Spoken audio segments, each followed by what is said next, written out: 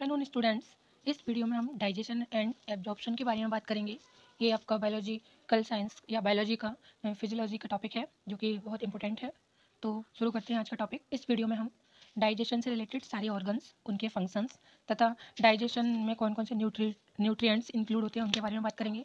ये डाइजेशन का पहला पार्ट 1 है और इसके बाद हम इसके कई सारे पार्ट्स बनाएंगे तथा हम हर पॉइंट को डिस्क्राइब में जानेंगे। तो शुरू करते हैं आज का topic, digestion and absorption. Digestion क्या होता है कि इसमें क्या होता है कि जो कॉम्प्लेक्स मटेरियल है जो हम फूड के थ्रू खाते हैं वो सिंपलेस्ट फॉर्म में कन्वर्ट हो जाते हैं with the help of enzymes. तो इस प्रोसेस को हम डाइजेशन कहते हैं। डाइजेशन को जानने से पहले हम कुछ और पॉइंट्स को जान लेते हैं। Nutrition is the procurement of substance necessary for growth, maintenance and activities of a living body. The substance used for nutrition are called nutrients. यानी कि न्यूट्रिएंट्स ऐसे सब्सटेंस होते हैं जो हमारी बॉडी ग्रोथ के लिए बहुत एसेंशियल होते हैं, ज़रूरी होते हैं तथा बॉडी एक्टिविटीज़ के लिए तथा लिविंग बॉडी को मेंटेन करने के लिए बहुत एसेंशियल होते हैं। और ऐसे सब्सटेंस जो न्यूट्रिशन प्रोवाइड कराते हैं न्यूट्रिएंट्स कहलाते हैं। इसके बाद there are 2 types of nutrition, autotrophic and heterotrophic. Nutrition 2 types का होता है, ऑटोट्रॉफिक एंड हेटरोट्रॉफिक। अगर हम ऑटोट्रॉफिक न्यूट्रिशन की बात करें तो लिटरली सेल्फ फीडिंग, यानी कि ऐसा न्यूट्रिशन जो कि कोई भी ऑर्गेनिज्म खुद से प्राप्त कर लेती है, ऐसा न्यूट्रिशन ऑटोट्रॉफिक न्यूट्रिशन कहलाता है। And heterotrophic nutrition literally others feeding, यानी कि ऐसा न्यूट्रिशन जो दूसरे प्लांट से, एनिमल से प्राप्त किया था, उनको हम हेटरोट्रॉफिक न्यूट्रिशन कह सकते हैं। Depending upon the source of energy, organism can be classified as phototrophs and chemotrophs. यानी कि एनर्जी के सोर्स के बेस पर ऑर्गेनिज्म को 2 कैटेगरी में डिवाइड किया गया है, phototrophs and chemotrophs. Autotrophs are organism whose sole sources of carbon is CO2 या carbon dioxide. These organisms use different source of energy to fix CO2 to various organic compounds. Autotrophs include phototrophs as well as chemotrophs. Autotroph ऐसे organism होते हैं जो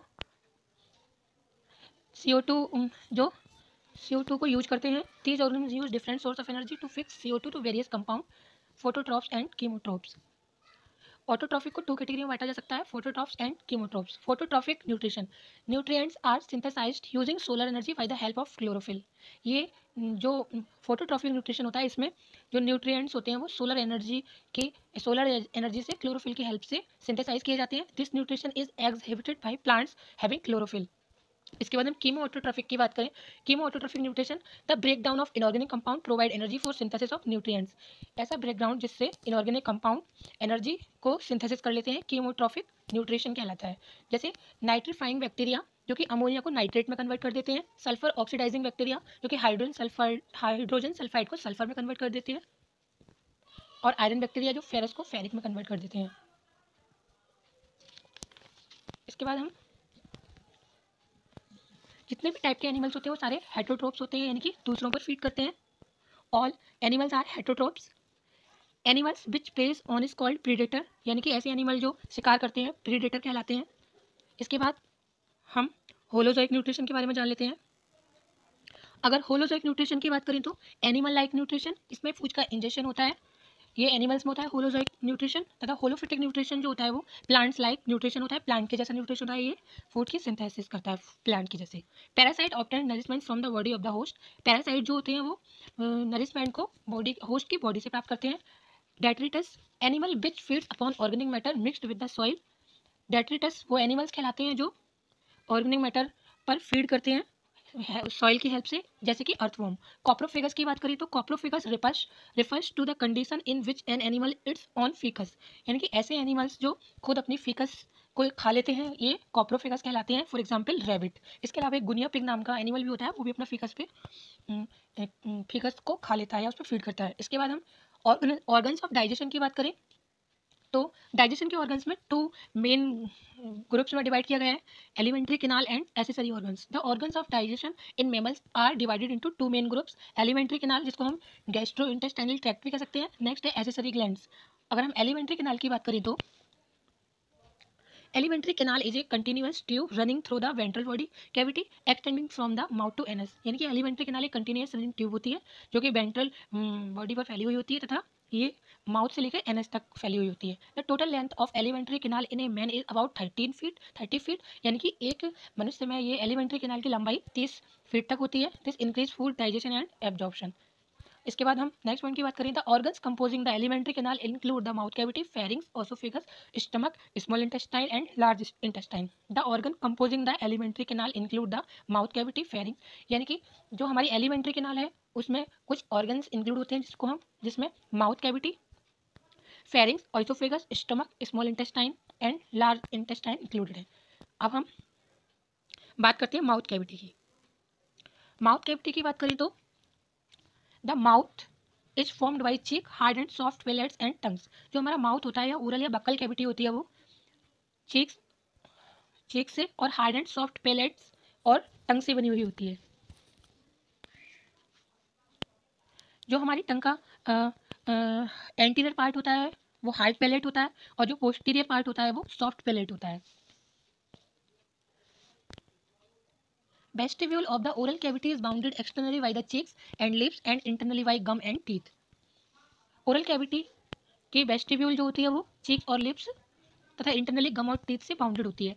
palette is a horizontal structure separating the buccal cavity and nasal cavity. Palate जो होता है वो एक horizontal structure होता है तथा जो buccal cavity and nasal cavity को सेपरेट करता है। Anterior part is called hard palate and posterior soft palate. Anterior part 2 parts में डिवाइड होता है, hard palate and soft palate. अगर हम यूविला की बात करें तो uvula is a soft fleshy P shaped mass descending from the soft palate. The organ forms the floor of the oral cavity. जो ऑर्गन्स होते हैं वो टंग is a muscular structure attached by a membrane with the floor buccal cavity known as frenulum. Tongue एक muscular structure है जो membrane से जुड़ी हुई होती है फ्लोर के साथ तथा इसे हम फ्रेन्यूलम कहते हैं। Tongue is a made up of striated muscles, यानी कि जो हमारी टंग की मसल्स होती है वो वॉलेंटरी मसल्स होती हैं। टंग पोजेसेस नुहन्स ग्लैंड्स। हमारी टंग्स में कुछ ग्लैंड्स पाई जाती हैं जिनको हम नुहन्स ग्लैंड्स के नाम से जानते हैं। Taste receptors are found mainly on the lingual papillae of the tongues. हमारे टंग्स पे टेस्ट रिसेप्टर पाए जाते हैं। There are 3 types of papillae present on human tongues, fungiform papillae on the tip, filiform papillae near centre and sides, circumvallate papillae are near the vague and the vague. आइए friends अब हम इन्हीं structures को diagram के help से देख लेते हैं। ये हमारे माउथ की स्ट्रक्चर है, जैसा कि डायग्राम में थोड़ी टंग दिखाई दे रही है। इसके ऊपर के भाग में हार्ड पैलेट प्रेजेंट है तथा हार्ड प्लेट ऊपर वाला पार्ट होता है। इसके बाद नेजल पैलेट्स तथा हार्ड प्लेट के नीचे की स्थित होता है सॉफ्ट पैलेट।